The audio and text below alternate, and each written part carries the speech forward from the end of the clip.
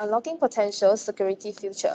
Hello everyone, we are from Job Compass. Many career youths face problems such as lacking soft skills in the workplace. Soft skills like attitude management, communication skills, and emotional intelligence are crucial for the career development of young professionals. These skills enhance the collaboration, problem solving, and relationship building, making them as important as technical expertise. Good afternoon, everyone. Today I'll be the MC for this live session. My name is Hui Yi. Welcome to our YouTube Live. Our live session will discuss about the vocational skills for youth in all aspects. Today, we have invited Mr. Zachary as our speaker to share about it. Hi, Louis. Thanks for having me here. Good afternoon to everyone.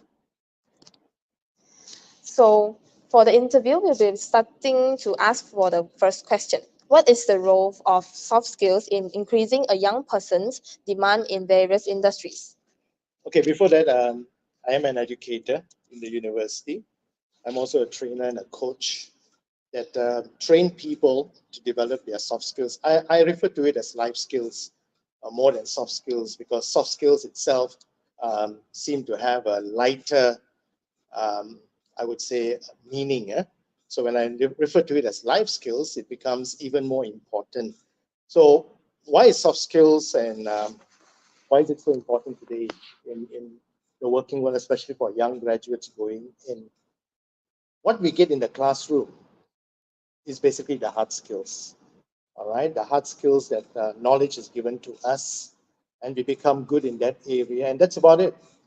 The university doesn't really teach you to become completely ready for the workforce. In the workforce, hard skills are important, but more important than that are the life skills or the soft skills because that enhances you to be able to collaborate with people, to develop a good attitude, good emotional intelligence, um, cooperation, collaboration. All these things are so important. And communication, one of the most important things in life skills, to become a great communicator, to create better relationships with people around you. So, how can skill training can youth make youth more attractive to employers in a competitive job markets? Well, today we have a lot of graduates who are passing off university. So what makes you outstanding? And this is based on studies. This is even based on my experience dealing with bosses of companies. And they tell me one thing, your students may be very good in the classroom. They produce good CGPAs, but when they come to the workforce, they have a problem. They are not able, one, to communicate, and that affects teamwork, which is so important as well. And because they are not able to communicate, they can't work with a team, they seem to have a weaker attitude towards work. And this is a problem, and this is a problem because if you do not have a positive attitude, you're not able to put your best foot forward to perform. And bosses are looking at that. They are not looking at your qualifications. They are not looking at how well you did in the classroom, which subject was your favorite subject. They're looking at whether you are able to contribute. And contribution comes from the life skills or the soft skills that you have. And this is something that makes you more attractive. Are you able to go for an interview successfully, dealing with the interviewer? And in an interview, you will know that life skills or soft skills are more important than your hard skills, because very seldom will the interviewer ask you about what happened in the classroom. If it happens, it's maybe 1 out of 10 questions. But most of the time, it's all about you and how you can contribute. And that comes in from life skills, nothing less than that. So you want to stand out, enhance your life skills. Do you think, how about do you think that attitude management will be Mhm. important in the career development of youth, and why do you think so? Okay, now you're talking about something that I'm really into. This is my favorite area. And I train companies, I also train individuals to develop a stronger attitude, to manage your attitude. So over the years, I've come out with a very simple formula. I call it the ABCD: attitude, behavior, character, and dynamism. Why is this important? Attitude is something that people will see the moment they look at you. All right? From your appearance, from the way you interact, from your behavior, it all comes from attitude is everything in life. Nothing happens without your attitude. So if your attitude is weak or bad, you can only produce bad action, which creates bad results. So if you ask bosses or you interview bosses of companies, they will tell you in today's time that is the biggest problem. Having a weak attitude is affecting the way relationships are in the company. But more importantly, for the bosses, it's the outcome of your performance. You cannot go to work with a poor attitude and expect to deliver first class or good quality output. And I'm sure in the classroom is the same thing. I even tell my students, when you come to class, put on a smile, because that's the beginning of your attitude. In fact, your attitude starts the moment you get up in the morning, being grateful for life. And because you are grateful for life, you shape a positive mindset, and you will take this to your workplace. You'll take this in all your interactions with people, regardless of age, regardless of age. And so important. Nothing happens without shaping a dynamic attitude. Okay, I see. So, what specific methods can help young people better manage and adjust their work attitude? Ah, I always like to feel that there are three things which are important. If you want to manage and adjust your attitude, you need to learn to respect, you need to learn to understand, you need to learn to accept. Why is this important? Is because we cannot live in a world all by ourselves, right? We are not islands. And because of that, we have to learn to accept, because attitude is about how I feel about another person, or how I feel about a situation, how I feel about an idea. That is attitude. So the moment I walk into the office, and if I don't like a particular person, it's going to affect the entire day of my working life, simply because of the fact that I have to see that person's face. So what we should do is we should learn to respect. Regardless of who they are, they can be your worst enemy. But when you are in the office, you are a team player. So you may not love every member of your team, but you still need to respect them for who they are. Because each person brings to the organization a certain asset. So you need to respect them, whether they are men, women, young, not so young, highly qualified, not so qualified. You got to respect them as human beings. And if you can do that, that's the start of a dynamic attitude. And that's what I do. You know, when I meet a guy in the parking lot who is collecting 2 ringgit for my parking, I give him very high respect, to the point I don't need to look for parking today. He reserves a place for me not because of anything, not because I gave him extra money, but because of the way that I treat him. And because of that, he reserves a place. In fact, I don't need to walk. It's right in front of the entrance. So that's to show that when you respect people, people will respect you. That is to enhance your attitude. And because you respect, you must learn to understand. We are a very diverse society, different cultures, different beliefs, different people, and we got to learn to understand. And understanding is all about giving and taking. All right, we give and take, we have less issues, we have less problems. And the last one is accept. When you can respect and you can understand, accepting is easy. We cannot accept people when we don't respect, when we don't understand. It happens in the family, right? Even in the family, if you don't respect a particular person, you don't understand them well enough, you find that you have a gap with them. You have a certain gap with them. And this gap is that you don't accept them. And that's where we have division. So in the organization, the attitude must come with three important words. These words, if practiced in real life, can be practiced anywhere and also in the organization. See. So, ending the attitude management questions, Mhm. maybe now we're going to go to the event management skills. How can event management skills, including like communication and problem solving skills, help young people gain practical experience in career development? Okay, interesting question. I look at life as an event. We are all in this story called life, and every day that we live is an eventful day, right? Some will have more events, some will have less events. So we are constantly in communication, we are constantly in decision making.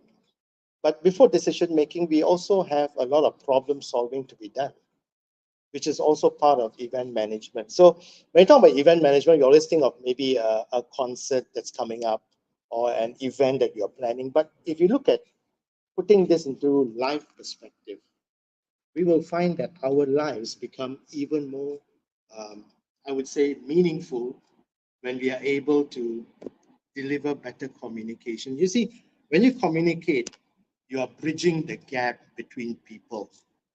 You're bringing people, even strangers, to become somebody that knows you. So use good communication skills with the right language, the right tone, the right emotion. You need to be emotional when you speak. Don't speak like a robot because that will make people dislike you.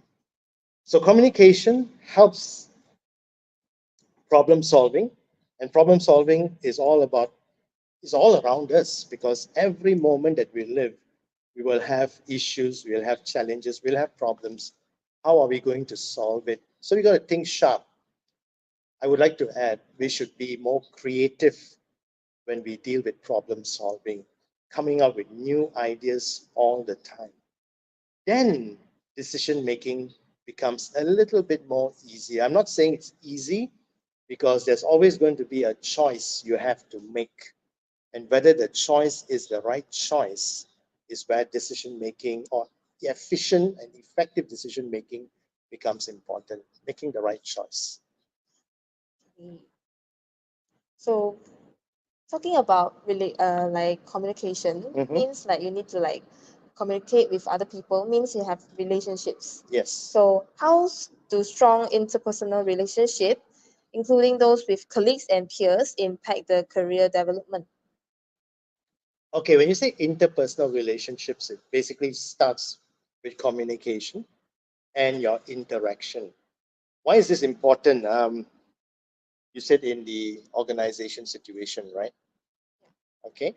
Um, when we are able to become close, interpersonal skills makes us closer. Communication starts that process. But interpersonal skills brings us closer. All right. So when you talk about teamwork, you need interpersonal skills. So imagine when you have a group of people who have dynamic interpersonal skills, you are able to discuss, you're able to share, you're even able to argue for a good reason, simply because of the fact that you understand, because interpersonal skills demands a lot of understanding. It also demands a lot of empathy. You know what's empathy? Empathy is what the world is lacking today. We don't seem to understand what somebody is going through. Because we are okay, we expect them to be okay. But if they are not okay, we become very upset. So we got to learn to empathize, which is a higher level of understanding. And in today's world, there is a lack of empathy. That is why we have a lot of people getting into uh, communication and arguments and misunderstanding, and we are seeing relationships fail because we are not emphasizing interpersonal skills. So it is so important to develop this, because if you want to bridge the gap, just say you have a generation gap in an organization, all right? The generation X, the Y, the Zs, the millennials, all working in one place. You need fantastic interpersonal skills, because you can learn from the older generation, while the older generation can learn from the younger generation, because they have the energy, and that's where you become collaborative. So yes, it is essential to have interpersonal skills. See, so for if like I'm having a relationship communication with Mhm, different people, mhm. so what methods can help younger people enhance their emotional intelligence to better cope with the workplace colleagues? You're talking about all right, how to enhance your EQ. There are so many ways to do it. First of all, you must be happy for who you are. EQ cannot be finding it in somebody else. You have to find EQ in yourself, because you are the beginning of that very important force. I call it a force because um, a lot of people have got IQ. In fact, everybody's got IQ, the different levels of IQ. But if you want to stand out, EQ is the one that makes you a better person, not your IQ. In my lifetime, I've dealt with people with seriously high IQ, but with terrible EQ. So what I always advise them is work on your EQ. Because if you're going to get people to respect you, they're not going to respect your IQ. That is only momentary. All right. What they see in the long term is the kind of person that you are. And that doesn't come from IQ. It comes from the EQ, because EQ talks about the way you deal with people, the way you interact with them, how do you make them feel at home, how do you make them calm, how do you understand their emotion, because EQ is about understanding your emotions and the person you're dealing with.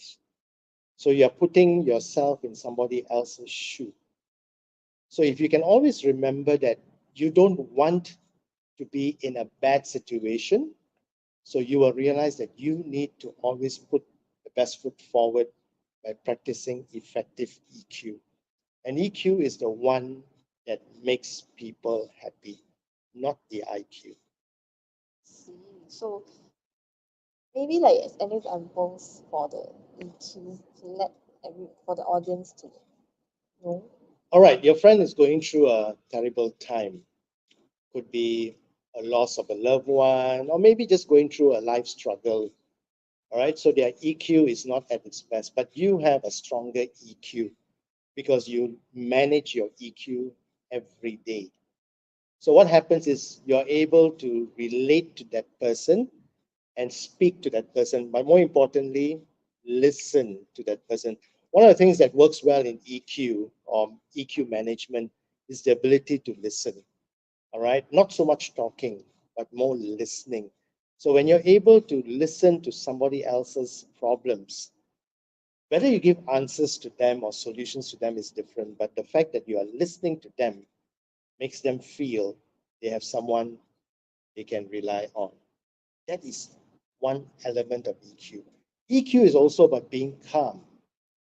All right. And a lot of people tell me, Zach, when we see you, you're so full of EQ. I said, yes, it's difficult. I do get annoyed. I do get upset, but I feel that it's not fair for me to show it to people. And that's the reason why you would see me smiling most of the time.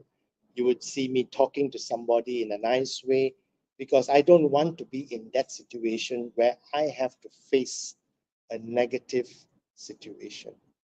So always keep that in mind. You know, the moment you get up in the morning, smile. Get up in the morning, realize that you got to make somebody else's life better, and suddenly the whole day falls into place. So for to end up the whole about the soft skills. Mm-hmm. So what advice would you give to the young people and the audience here Mm-hmm. who want to comprehensively enhance their soft and technical skills? Go for it. Right. If a student or a future graduate asks me this question, should I spend money? Should I develop my soft skills or life skills? The answer is yes. But you see, the sad thing is in this world, people are chasing paper more than developing themselves. Because in their mind, the more papers I collect makes me a standout. You are not a standout with paper collection. You're a standout when you're able to make somebody feel good. In the office, in life, anytime, you must always have that focus. So, yes, to the young people out there, do not discount this because your ticket to success when you work is in the element of soft skills, communication, leadership skills. We didn't speak much about it, but that's a very important area in soft skills, to be a strong leader and to be that leader that people would love to follow. Networking skills, communication, problem solving. These things we don't learn in the classroom. So, yes, if you had that opportunity, take it, use it, and more importantly, practice it. Because soft skills, if it's not practiced, no one is going to get the result or the effect of it. Nor will you, or nor will the person who's interacting with you. See, so about just now you said that about the leadership. Yes. Yeah, any examples about leadership? Leadership, yes. Today, a lot of people talk about leadership, and we have leaders just about everywhere. The question here is, do we have good leaders or bad leaders? All right. To be a good leader is to make sure that you're able to guide people to follow, not so much to follow you by words, but follow you through example. Are you willing to show them? So when I spoke about respect, understand, and accept, it's a mark of a leader. All right, to get you to respect people, to understand, accept them, is for them to repay that to you as a leader. And this is so important because there are leaders out there who are not able to get people to follow them. They have the title. So there's a famous saying about leadership. Leadership is not a position. Leadership is action. And that's where good leaders are defined. So if you want people to make you that leader and to follow you as a leader, then you as a leader, you got to show them examples. And what examples are we talking? I can give you three things. Humility, that means you're able to bring yourself down to the level of your followers. Generosity with your knowledge, with your experience, with your wisdom. A leader shares wisdom, not just knowledge and experience. Wisdom is something that comes with life experience. And the last one is love. Love in a sense that you look at everyone as your equal and that everyone is important. That's a mark of a good leader. Okay, I see. So for this interview, do you have anything to add on? Yeah, I would just encourage young people going into the workforce, you got to make yourself ready. And, ready is just not creating a wonderful resume that looks good on paper, but your resume should shine when you meet the person who's going to interview you. And that comes with the way you display your life skills. When questions are asked, if you are a leader in a situation, how would you deal with it? And you should be able to give answers, not how well you did in your class and how many distinctions you got, because that is absolutely not as important. So please, young people, every opportunity you have, say you have a chance to present, do the presentation, because presentation is also part of soft skills development. If somebody says, I want you to lead this team today, take it as a challenge because it will make you a better leader tomorrow. So don't shy away from opportunity, take it. And life skills is a long-term effort, it's a lifelong ambition. So now we're going to end about the interview, and Yes. now we're going to be going into the Q&A session. Sure. So we have a question here. What's the worst attitude you have ever encountered from a student? Also, the best attitude you will never forget. Okay. Oh yeah. Where do I start? I have so many. But maybe generally, I would just uh, make a general comment.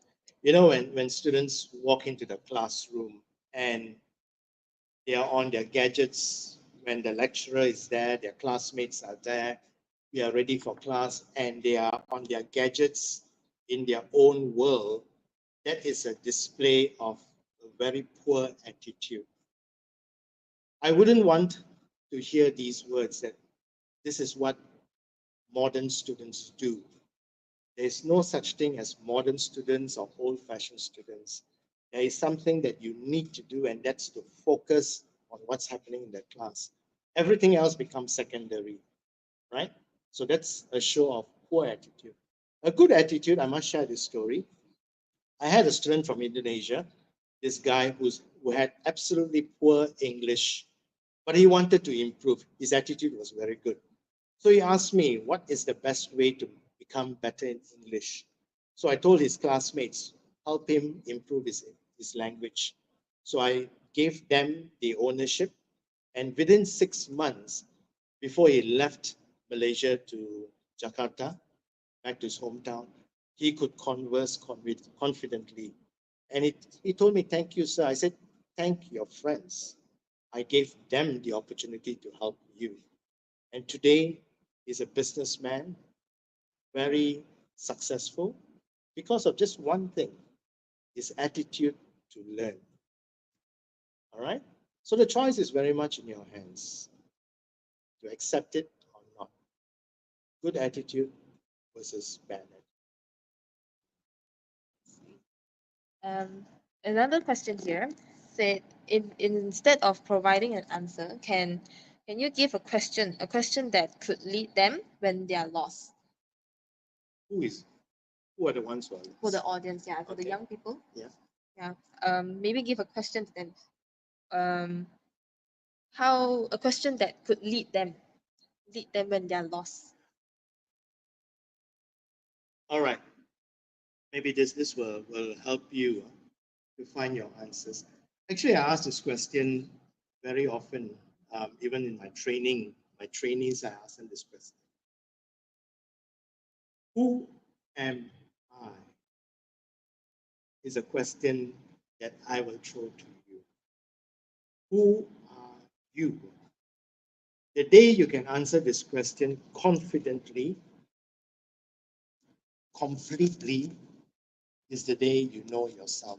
And if you know yourself, you will know what needs to change. The problem is we have no time knowing ourselves. And that is why we continue living the same old life until somebody tells us to our face, change. So we don't need our bosses to tell us, or you don't need the lecturer to tell us. If every few months we ask ourselves, who am I? Am I a good person? What do I need to change? What are my strengths? What are my weaknesses? What kind of personality do I have? What are people saying about me? Is so important. We are so isolated today, right? All into the gadget. The gadget seems to be the answer to everything, but it's not. We should go into ourselves because that's the answer that you need. Even AI cannot give you the answer, nor ChatGPT. All right. There are some things in life that comes from you.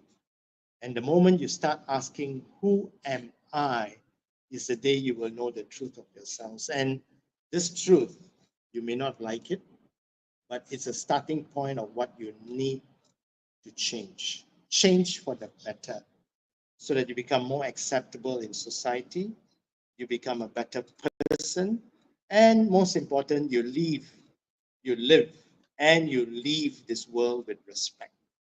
And that's what the world needs. More people who know themselves. Okay. For the next question, what skills can help me promote myself better during a job interview? Ah, so it comes back to the most important. Now, of course, attitude plays a part.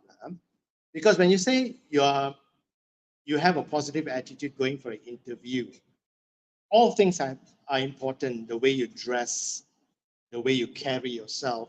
You know, some people come into the interview room. I've interviewed many people in the past, and they walk in grasping their file, stooping so low, so scared, so fearful. And when they walk into the room, they've already lost the battle. The interviewer knows this person has got no confidence, no self confidence. So, this is one area that you need to develop self confidence. And self confidence comes when you know yourself. If you don't know yourself, how can you say, I want to have more self confidence? So, if you know that self confidence is an area that you need to develop because you fear the smallest things, you fear people, you fear questions, you fear the work, basically your life will be lived in fear. So, the question here is, are we going to live in fear forever? Are we going to find a way to overcome the fear? So, attitude, confidence, communication are some of the key elements that is so needed when you go for an interview. And of course, prepare yourself well before the interview. Do a rehearsal. Look for FAQs, frequently asked questions that interviewers will ask. And you know the famous question that most interviewers ask today, and they normally get a blank answer. Tell me more about yourself. And the candidate is just staring at the interviewer. So if you can't answer that question, your certificates will not help because you do not you're not able to display your potential to your interviewer. So you really need to do this. Know yourself well when you go for the interview. Thank you for the answer. So, for the next question is, how can I improve my confidence and deliver when speaking in front of many people? Ah, okay. All right. A good question to me because I am, many people don't know this. They think that I was trained to be a speaker, you're so full of confidence. Like, no. Um, when I left school and my early years in the workplace, I was a total wreck. I had zero self confidence. My communication skills were absolutely poor.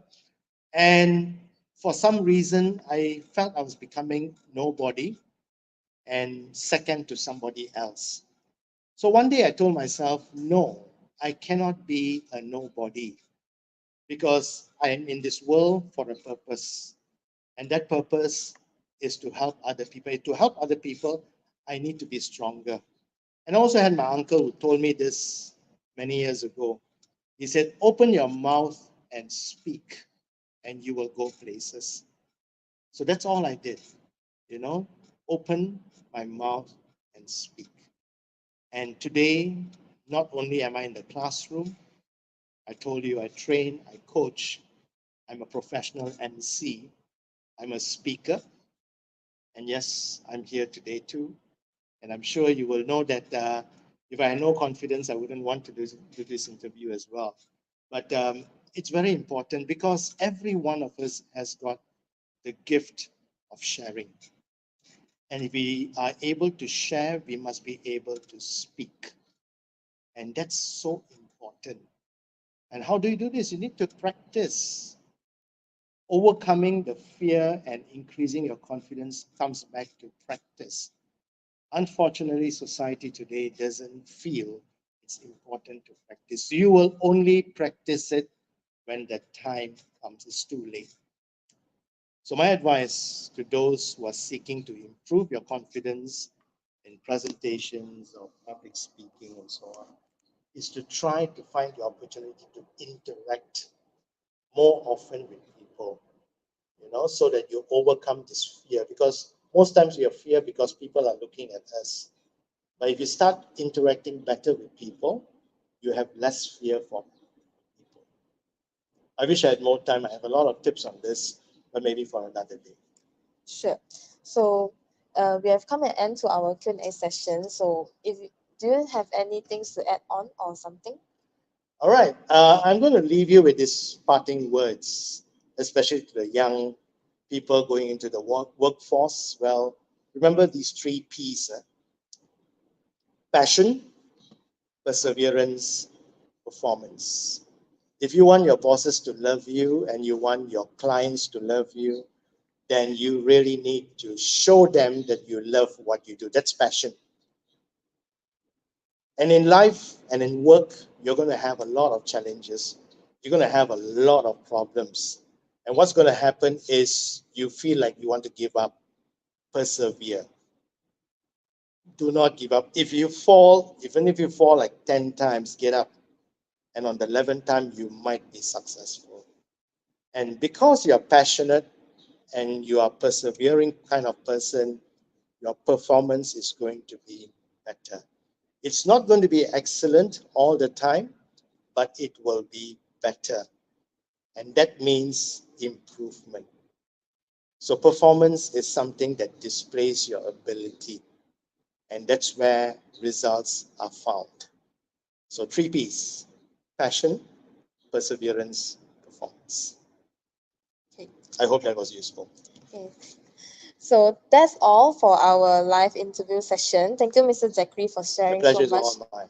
information. Yeah. So hope the information have helped everyone who is watching the live here.